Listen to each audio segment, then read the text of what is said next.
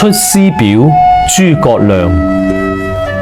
先帝創業未半而中道崩殂，今天下三分，益州疲敝，此誠危急存亡之秋也。然士衛之臣不懈於內，忠志之士忘身於外者，蓋追先帝之殊遇，欲報之於陛下也。誠宜開張聖聽，以光先帝遺德，恢弘志士之氣，不宜妄自菲薄，隱喻失義，以塞忠諫之路也。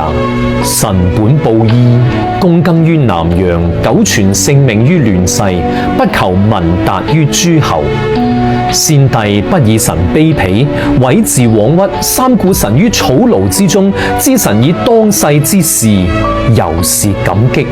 遂許先帝以驅馳，後值傾覆，受任於敗軍之際，奉命於危難之間，以來20有1年矣。先帝知臣謹慎，故臨崩寄臣以大事也。受命以來，宿夜憂嘆，恐託付不效，以傷先帝之名，故5月道勞，深入不毛。今南方已定，兵甲已足，當獎率三軍，北定中原，疏揭勞頓，養除奸兇，輕復漢室，還於舊都。此臣所以報先帝而忠陛下之職分也。願陛下託臣以討賊輕復之效，不效則治臣之罪，以告先帝之靈。今當遠離，臨表涕零，不知所言。